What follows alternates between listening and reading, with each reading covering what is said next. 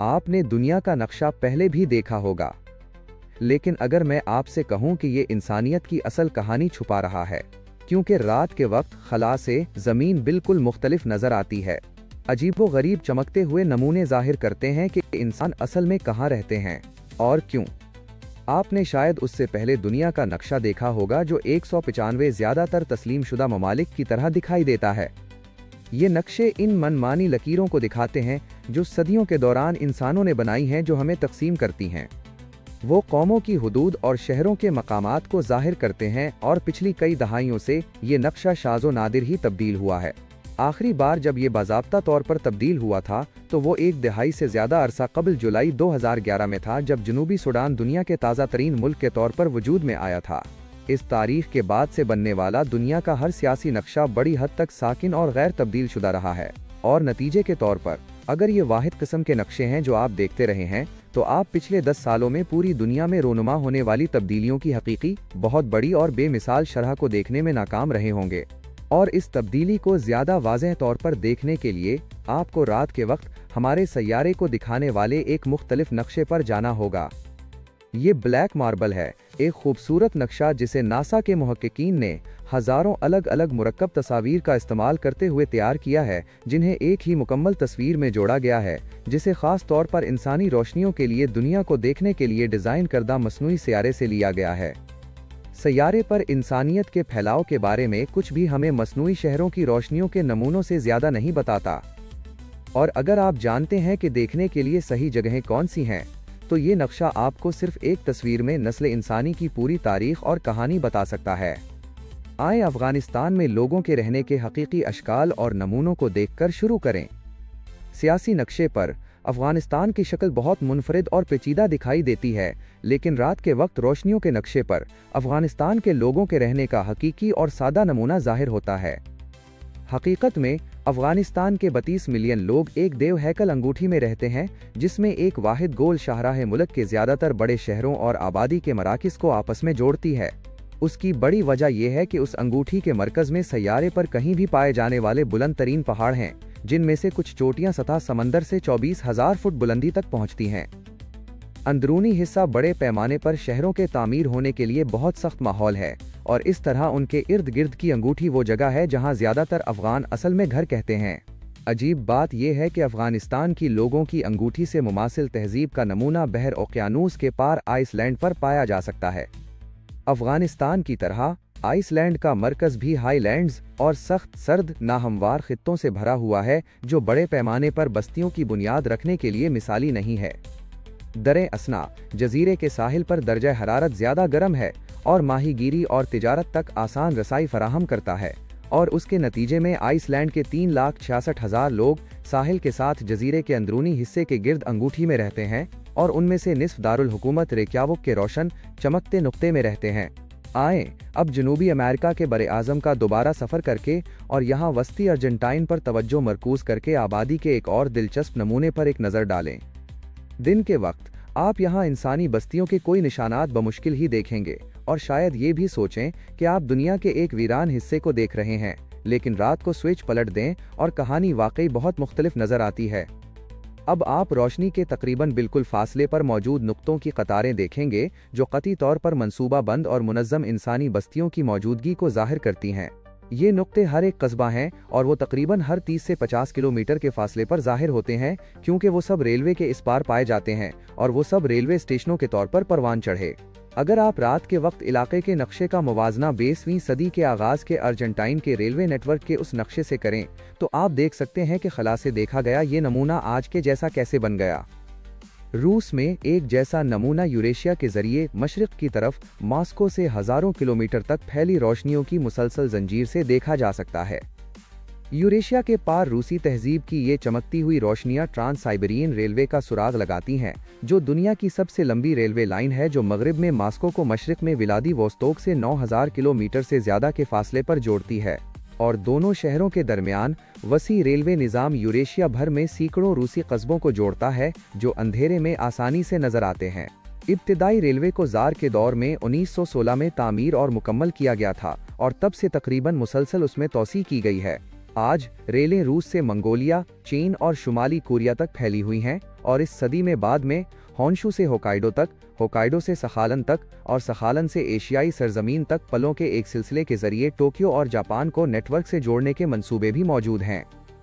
रात के वक्त तवज्जो मरकूज करने के लिए दुनिया के सबसे दिलचस्प इलाकों में से एक ऑस्ट्रेलिया है।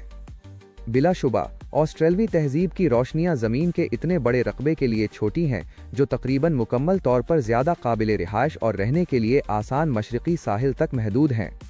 पर्थ शहर यहाँ मगरिब में देखा जा सकता है। दुनिया में कहीं भी 2 मिलियन से ज़्यादा लोगों का सबसे तन्हा बड़ा शहर है और इस नक्शे पर ये देखना बहुत आसान है कि ऐसा कैसे है।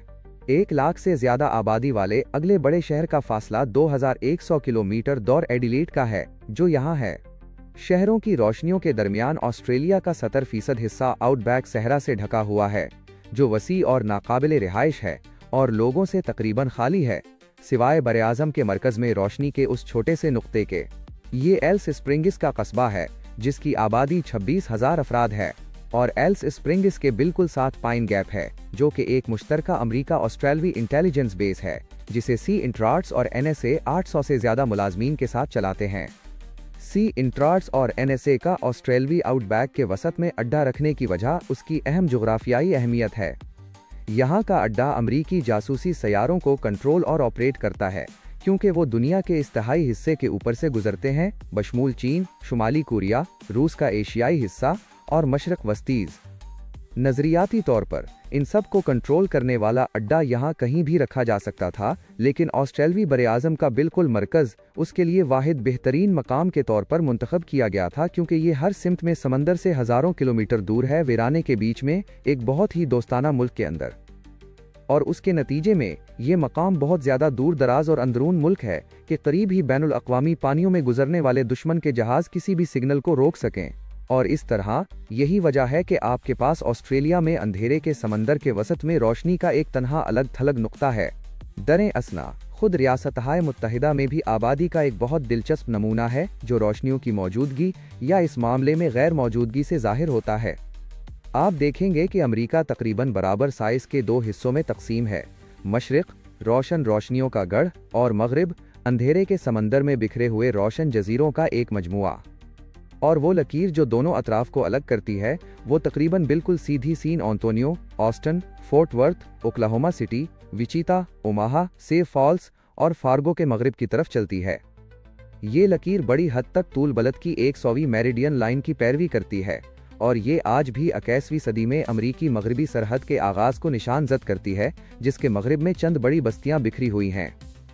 ये नमूना क्यों बरकरार है उसकी वजह यह है कि 100वीं मेरिडियन तकरीबन मशरिक में पाई जाने वाली ज़्यादा नम और मरतूब आबो हवा और मगरिब की खुश्क और बंजर आबो हवा के दरमियान जोग्राफियाई हद को निशान जद करती है। खलीज मैक्सिको से आने वाली मरतूब हुआ शायद ही उस लकीर से ज़्यादा मगरिब की तरफ सफ़र करती हो, जबकि एक ही वक्त में देव हैकल राकी पहाड़ियों का सिलसिला एक वसी बारिश का साया डालता है जो बहरुल काहल से इजाफी नमी को अंदर आने से रोकता है और उसके नतीजे में मगरिब में ज़राअत हमेशा आबपाशी की टेक्नोलॉजीज़ पर बहुत ज़्यादा इन्हिसार करने पर मजबूर रही है और मशरिक के खेतों से हमेशा कम कारआमद रही है, जिसका मतलब है कम खुराक और कम लोग। तरक्की की सदियों के दौरान जोग्राफिया अक्सर ये तय करता है कि लोग कहाँ आबाद होते हैं। जैसा कि मिस्र में यहाँ रात के वक्त आप मुल्क के ज़रिए दरियाए नील के रास्ते को आसानी से तलाश कर सकते हैं क्योंकि मिस्री तहजीब की शानदार रोशनियाँ उसके खाका को खींचती हैं। मिस्र के अंदर दरियाए नील के किनारों के सिर्फ चंद किलोमीटर के अंदर तकरीबन 97 मिलियन लोग रहते हैं जो इसे दुनिया के सबसे गुंजान आबाद इलाकों में से एक बनाता है और पूरे दरिया को रात के वक्त खला से आसानी से देखा जा सकता है। रोशनियों का बिल्कुल ऐसा ही नमूना पाकिस्तान में दरियाए सिंध के साथ भी देखा जा सकता है। नील की तरह सिंध हजारों सालों से तहजीब का मरकज रहा है क्योंकि लोगों ने दरिया के अमीर और जरखेज मैदानी इलाकों में काश्तकारी की है। इन बंजर हालात के बावजूद जो खित्ते के बाकी हिस्सों में कहीं भी खुराक उगाना मुश्किल बनाते हैं। अब 21वीं सदी में पाकिस्तान के जदीद शहरों की रोशनियां खला से दरिया के रास्ते को तलाश करना आसान बनाती हैं क्योंकि मुल्क के बहुत से बड़े शहर इसके पार जुड़े हुए हैं, जबकि सिंध एक वाज़ेह जोग्राफियाई खुसूसियत की मिसाल है जिसके इर्द गिर्द इंसानों ने मुवाफ़क़त की है। मशरिक में बिल्कुल करीब ये लहराती हुई रोशनियों की लकीर बिल्कुल इसके बरक्स है। یہ دراصل بین الاقوامی سرحد ہے جو پاکستان کو ہندوستان سے تقسیم کرتی ہے، ایک من مانی لکیر جو انگریزوں نے بنائی تھی جب انہوں نے دونوں ممالک کو تقسیم کیا اور انہیں 17 سال سے زیادہ پہلے آزادی دی۔ اس وقت دن کے دوران سرحد کو نشان زد کرنے کے لیے کسی پہاڑ یا دریا کے بغیر یہ لکیر صرف کاغذات پر، نقشوں پر اور ذہنوں کے اندر موجود تھی۔ لیکن اب 21ویں صدی میں اسے خلا سے واضح طور پر دیکھا جا سکتا ہے، اور یہ بہت حقیقی ہے کیونکہ ہندوستان اور پاکستان تلخ جغرافیائی سیاسی حریف ہیں جنہوں نے پچھلی چند دہائیوں میں ایک دوسرے کے خلاف 4 جنگیں لڑی ہیں۔ ہندوستان نے سیکیورٹی وجوہات کا حوالہ دیتے ہوئے رات کے وقت سب کو اچھی طرح سے روشن رکھنے کے لیے سرحد کی پوری لمبائی پر ہزاروں کلومیٹر فلڈ لائٹس نصب کرنے کا انتخاب کیا، جو اسے شاید خلا سے دیکھنے کے لیے سب سے آسان اور سب سے واضح مصنوعی تخلیق بناتا ہے۔ در اثنا ہندوستان کے اندر وقت کے ساتھ روشنیوں میں تبدیلی سب سے زیادہ دلچسپ رہی ہے۔ سال 2000 میں ہندوستانی آبادی کے صرف 60% لوگوں کو بجلی تک کوئی رسائی حاصل تھی۔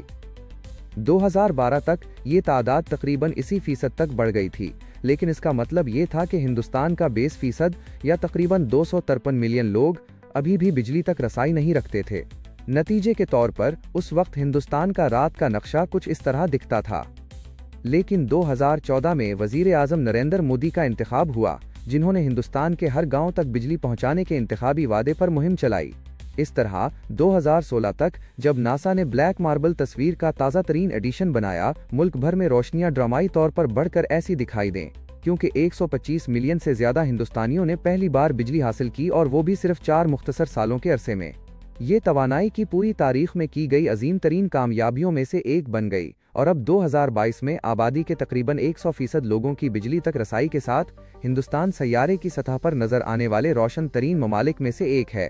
بالکل ساتھ ہی چین 1.4 بلین سے زیادہ کی آبادی کے ساتھ دنیا کے روشن ترین ممالک میں بھی شامل ہے۔ لیکن اسی عرصے کے دوران چین بھر میں روشنیوں کی تبدیلی ہندوستان کی کہانی سے بالکل مختلف کہانی بیان کرتی ہے۔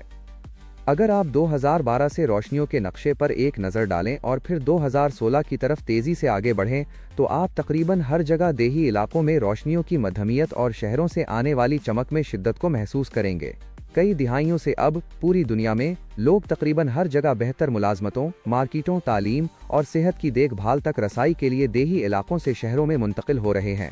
لیکن سیارے پر کہیں بھی یہ عمومی رجحان چین سے زیادہ شدید نہیں رہا، جہاں صرف 1975 کے بعد سے تقریباً نصف پوری آبادی، تقریباً 715 ملین لوگ دیہی علاقوں کو چھوڑ کر شہروں میں منتقل ہو چکے ہیں۔ 1975 میں چین اب بھی زبردست طور پر ایک دیہی اور زرعی معاشرہ تھا، جس میں آبادی کا صرف 17.4% حصہ شہری شہروں میں رہ رہا تھا۔ لیکن پھر 70 کی دہائی کے آخر اور اسی کی دہائی کے اوائل میں چینی حکومت نے چیزیں مختلف طریقے سے کرنا شروع کیں۔ انہوں نے جسے خصوصی اقتصادی زون کہتے ہیں وہ بنایا، اور پہلے ساحل کے ساتھ 18 شہر جہاں ٹیکس کم تھے اور جہاں مرکزی کمیونسٹ حکومت کی طرف سے کم ریاستی نگرانی تھی۔ ان زونز نے بہت سے غیر ملکی کاروباروں کو اپنی کارروائیوں کے لیے راغب کیا اور ان کی فراہم کردہ وافر نئی ملازمتوں کے ساتھ دیہی علاقوں سے کارکن آئے۔ ان زونز میں سے سب سے پہلا شینزین قصبہ تھا، جو اس وقت 1980 میں صرف 3 لاکھ لوگوں کا ایک نسبتاً پرسکون قصبہ تھا۔ آج صرف 40 سال سے زیادہ عرصے کے بعد شینزین ایک عالمی ٹیک ہب میں تبدیل ہو چکا ہے، 13 ملین سے زیادہ کی ایک میٹروپولیس۔ اب 2022 میں چین 5 لاکھ سے زیادہ آبادی والے 312 سے زیادہ شہری علاقوں کا حامل ہے، جن میں سے اکثر کے بارے میں آپ نے شاید کبھی سنا بھی نہیں ہوگا۔ موازنہ کے لیے امریکہ میں ان بڑے شہری علاقوں میں سے صرف 96 ہیں، جس کا مطلب ہے کہ آج دیہی چینی لوگوں کے مقابلے میں شہروں میں رہنے والے چینی لوگ امریکیوں سے کہیں زیادہ ہیں، جو کہ 1975 میں بالکل بھی نہیں تھا۔ 2012 اور 2016 کے درمیان 4 سالوں میں چین بھر میں روشنیوں کی تبدیلی اس بڑے تاریخی رجحان کو بہت واضح طور پر ظاہر کرتی ہے۔ صرف اس مختصر ٹائم فریم میں 81 ملین سے زیادہ لوگ جرمنی کی آبادی کے تقریباً برابر چینی دیہی علاقوں کو چھوڑ کر شہروں میں منتقل ہو گئے۔ ان تمام علاقوں میں سب سے روشن اور زمین کی سطح پر سب سے روشن واحد نقطہ یہاں ہے۔ پرل ریور ڈیلٹا قریبی شہروں جیسے ہانگ کانگ، شینزین، گوانگژو اور زوہائی کا ایک مجموعہ، کہ اگر اسے ایک واحد شہری میٹروپولیٹن علاقہ سمجھا جائے تو یہ دنیا میں سب سے بڑا ہوگا، جس کی آبادی تقریباً 70 ملین افراد ہے۔ دوسرے الفاظ میں روس کی نصف آبادی سب ایک ساتھ ایک چھوٹے انتہائی روشن میٹروپولیس میں رہتی ہے۔ سن 1879 سے جب تھامس ایڈیسن نے پہلی بار لائٹ بلب کا پیٹنٹ کرایا تھا، دنیا ہر گزرتے سال کے ساتھ خلا سے روشن اور روشن ہوتی جا رہی ہے، جیسے جیسے زیادہ سے زیادہ انسانیت آن لائن آ رہی ہے اور بجلی تک رسائی حاصل کر رہی ہے۔ آج इंसानियत के 90% से ज्यादा लोगों के पास बिजली है, जो अब तक की सबसे ज्यादा तादाद है, लेकिन साथ ही साथ दुनिया भर में 768 मिलियन से ज्यादा लोग अब भी उस तक कोई रसाई नहीं रखते, और उन लोगों में से 90% से ज्यादा लोग सैयारे पर देखे जाने वाले तारीक तरीन इलाकों में से एक के अंदर रहते हैं, सब सहारा अफ्रीका। यहाँ यकीनन शदीद चमक के कुछ इलाके मौजूद हैं, जैसे लागोस, नैरोबी, जोहान्सबर्ग और कैप टाउन जैसे बड़े शहरों में, लेकिन बड़ी हद तक सब सहारा अफ्रीका उससे कहीं ज्यादा तारीक नजर आता है जितना उसे होना चाहिए। इसलिए नहीं कि ये खाली है, बल्कि इसलिए कि यहाँ 683 मिलियन लोग अब भी रहते हैं जिनके पास बिजली तक कोई रसाई नहीं है। ब्रॉन्डी के पास दुनिया में कहीं भी बिजली तक रसाई रखने वाले लोगों का सबसे कम मजमूई फीसद है, जो सिर्फ आबादी का 11% है। दरे असना जमहूरिया कांगो या DRC वो मुल्क है जहां बिजली के बगैर रहने वाले लोगों की सबसे ज्यादा मजमूई तादाद है, 72.5 मिलियन, जो फ्रांस की आबादी से ज्यादा है। ये लाखों लोग अब भी हरारती और रोशनी के लिए लकड़ी जैसे ठोस ईंधन का इस्तेमाल करते हैं, और उसके नतीजे में उनकी मौजूदगी नासा के रोशनी तलाश करने वाले सैयारों के लिए पोशीदा है, और वो इलाके जिन पर वो आबाद हैं खाली नजर आते हैं। और इस तरह खास तौर पर DRC और आम तौर पर सब सहारा अफ्रीका आबाद दुनिया का सबसे बड़ा इलाका है, जो खला के नुक्ता नज़र से ज्यादातर ऐसा ही नजर आता है जैसा कि पिछले कई लाखों सालों से रहा है। लेकिन जिस तरह रोशनी की गैर मौजूदगी का मतलब ज़रूरी नहीं कि लोगों की गैर मौजूदगी हो, इसी तरह रोशनियों की मौजूदगी ज़रूरी नहीं कि उनकी मौजूदगी की निशानदही करे। शुमाली समंदर यूरोप के इर्द गिर्द पानी का एक बड़ा जिस्म है, और जैसा कि आप शायद जानते हैं, समंदरों में बहुत ज़्यादा लोग नहीं होते। लेकिन जब आप रात के वक्त समंदर पर तवज्जो मरकूज करते हैं, तो आप सतह पर बिखरी हुई दर्जनों छोटी रोशनियां देखेंगे। इंसानी बस्तियों की नुमाइंदगी करने के बजाय ये रोशनियां नॉर्वे, बर्तानिया और नेदरलैंड्स की तरफ से समंदर में चलाए जाने वाले तकरीबन 170 ऑफशोर तेल और गैस के रगों की मौजूदगी को जाहिर करती हैं। तेल और गैस के कुएं बहुत ज़्यादा रोशनी खारिज करते हैं, क्योंकि जब वो डलिंग करते हैं तो वो गैस भड़काते हैं। जब आपके पास एक मुर्तकिज़ इलाके में बहुत ज़्यादा गैस भड़क रही होती है, तो उनकी मौजूदगी रात के वक्त आसमान से जाहिर हो जाती है, और उसको गाइड के तौर पर इस्तेमाल करते हुए आप वाज़ेह तौर पर देख सकते हैं कि दुनिया के तेल और गैस के अहम तरीन ज़राए कहाँ पाए जा सकते हैं। शुमाली समंदर में साइट्स के अलावा आप मिस्र और इसराइल के साहिलों पर बहरा रूम में रोशनियां देख सकते हैं, जो दोनों ममालिक की तरफ से चलाए जाने वाले ऑफशोर गैस रगों की नुमाइंदगी करती हैं। आप आज़रबाईजान, बाकू के दारुल हुकूमत से बहरा कैस्पियन के पार रोशनियों की एक वसी जंजीर देख सकते हैं, जहां दुनिया में पहली बार ऑफशोर ऑयल प्लेटफॉर्म असल में तामीर किए गए थे। और यकीनन खलीज फार्स के इर्द गिर्द का इलाका इतना रोशन दिखाई देता है कि वो अपनी ही एक कहकशां बन गया है, जिसकी वजह ईरान, इराक, कुवैत, सऊदी अरब, बहरैन, कतर और मुत्तहिदा अरब इमारात में तेल और गैस के वसी मैदान हैं। खुद खलीज फार्स का पानी 145 से ज्यादा ऑफ शोर रगों के साथ शानदार तरीके से रोशन है, बशमूल यहाँ के नॉर्थ फील्ड, जो कतर और ईरान के दरमियान तकसीम है, जो कि सैयारे पर दरियाफ्त होने वाला अब तक का सबसे बड़ा कुदरती गैस का मैदान है। रोशनी जहाँ भी आप उन्हें देखते हैं कहानियाँ सुनाती हैं, लेकिन रोशनी की गैर मौजूदगी भी इतनी ही मजबूत कहानी सुना सकती है। एक और काबिले ज़िक्र इलाके के लिए हमें वापस एशिया में कोरिया के जजीरा नुमा की तरफ जाना होगा, जहां शुमाली और जनूबी के दरमियान रोशनियों का फ़र्क उतना ही बड़ा है जितना रात और दिन का फ़र्क खुद है।